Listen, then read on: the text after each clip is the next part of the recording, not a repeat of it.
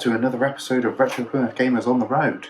I've got another little stack of games I bought this week. I'm getting into the trend of trying to buy a few games per week. Set myself like quite a small budget comparatively for retro games. This time around, what I've done is I've stuck to £10 like I did for sort of an episode a couple of weeks ago. Gone with CEX, and I feel I've got quite a bit of bang for buck this time around. Stuck just with Wii because I think there's good value to be had from Wii software at the minute.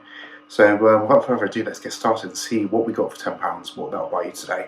So the first one is Skate City Heroes. It's quite an unusual game, this one. The CEX and Plymouth had 2 copies of this in stock, but I don't really recall seeing that many copies of this when it was new. I don't think it sold very well. Rightly so, it's kind of sort of that humdrum kind of software that came out for the Wii midway through its life cycle, which was 2009 for this particular one. This was published by Zushi Games, who were Zoo Digital Publishing before that point, and I believe there was a PSP version of this game as well, but this uses the Wii Remote and the balance board, and it looks to be quite an interesting type title. Nothing really that's going to tax the brain too much, but this was £1.50, which I think represents quite a bargain, to be honest. And it came with the booklet and the disc there. It's one of the sort of the last of this type of disc, so last of like the embossed printed ones, because 2009, when they changed the PEGI rating system from sort of the white and black ones over to the coloured type ones, they changed disc design as well, which we'll see in a couple of these inevitably as we go through. So yeah, £1.50 for that one. The next one was £2, and that was SpongeBob Truthful Square. And I really always like the artwork for this game. Whenever I see it around, something about the artwork just really draws me in, and I don't really know why. I'm not really a SpongeBob fan or anything like that, but SpongeBob games are typically quite fun platformers.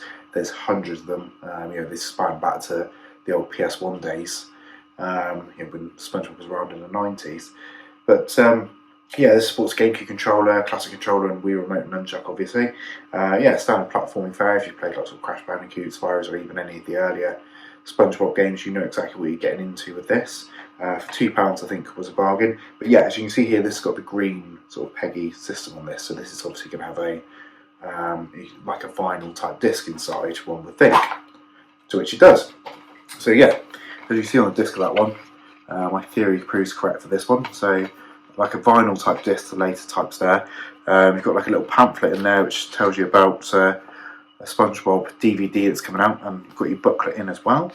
So good condition on that one, and well worth £2. The next one was also £2, and I had this on the 360, so I thought I'd pick it up on the Wii as well. It's Mini Ninjas. I heard quite good things about this game when it came out. It's not offensive, sort of again platformy type game. Bit of sort of reflexes are required to play this, but yeah, it sold okay. It didn't sell massive numbers, but did alright, more on the 360 than anything else. I think the PS3 version's reasonably unusual, and the Wii version perhaps is just under the 360 when it comes on the sort of common scale. But yeah, I don't think really I'm ever going to lose money on this. By IO Interactive, who made the Hitman games, would you believe? So it's a bit of a change of direction for them, wasn't it? On the inside of this, we've got quite a pretty looking disc. We've got a booklet in there as well, so this is complete. I've been doing really well out of these when it comes to the state of completion. As you know, that with CEX it can be random. They price their games regardless of whether they've got the booklet or whether they don't. Whether it could be an absolutely knackered copy of the game, you'll still be paying the same price you would for a fully complete mint version, so always keep that in mind. The next one was £1.50, and that is Job Island Hard-Working People. Now, I'm not 100% sure how many of these games I do actually own already. I've got a fair selection of Wii games, and I think pushing about 300 now, so it's getting difficult to find games I don't already have. I do have a list, but I'm so lazy I never take it out with me, so that's on me, that's my own fault. But this is by Hudson, and I believe I do perhaps have Job Island on the DS. I think there's a version on the DS, but I don't think I had the Wii version. So I was willing to take the chance for how little money it was. And this was distributed by Konami and released in 2009. So yeah, on the old PEGI rating system and the old type sort of embossed disc there. Complete with booklet, and yeah, it's very, very good condition copy of the game. So I'm pleased. If my copy's in worse condition, what I'll do is I'll swap around whichever one's the better one, and then trade back in the version that I had before and trade it for another game, which I'll show you in a minute. It's something I already did. Next one up was £1.50, Medal of Honor Heroes 2. Now, this game came out for the Wii and the PSP, and didn't get a version on any of the other consoles, so you didn't get a PS2 version this time around.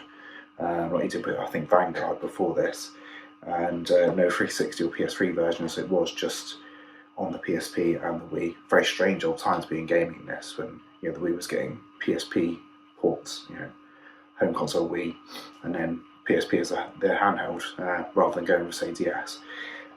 So yeah, it's relatively simple sort of first-person shooter, not really venturing too far away from what you already know with Medal of Honor. There was a Medal of Honor Heroes 1, obviously. This is the second one. Yeah, so 2007 this was, so it's actually 1 year into the Wii's life cycle. So I can only imagine Vanguard must have been after this point then. Don't know, answers on a postcard. I'm not too sure of my Medal of Honor lure. But we'll get into that maybe in another episode at some point. This one, again, it's got the Wii Black Precautions booklet there, the manual and the disc, all in good condition. The case feels in pretty good condition as well, which you always kind of look for. You kind of know that a game's been looked after if this case is actually in pretty good condition. If the case or sleeves knackers, you kind of guarantee that the disc and manual are going to be pretty hackneyed as well. Next one's £1.50, that's Legend of the Dragon. Now this one is actually quite an unusual one. It was sold pretty well and was often offered in quite a few bundles in the late part of 2007 when retailers were selling Wiis with any old game because you had to buy one because you couldn't get a Wii. So yeah, this it came out 2007 by the Game Factory and Nico Interactive or Entertainment. I don't really see it that much out in the wild now. It's, I don't know whether it's one of those games that people just sort of binned, or there's a receipt there. People just binned it, or whether they just have got it sat in a drawer somewhere and think that it's not really worth their time selling it on, which obviously it wouldn't be because they sell it for £1.50. But it comes complete with the booklet and the disc. Quite important with child-friendly games is a lot of them can be absolutely destroyed. So if you are buying like a sort of a kid-centric title, you want to check over the disc first to make sure before you buy it that it's going to be alright, because they can get absolutely ruined. Right, so a couple of the games that I had, that's my £10 spend anyway, but a couple of the games that I had in a few previous episodes I actually already owned. So Super Fruitful, I did in one episode for the Wii, I already owned that. I had a spare copy of Disney Infinity on the Wii U, which I got scammed on eBay.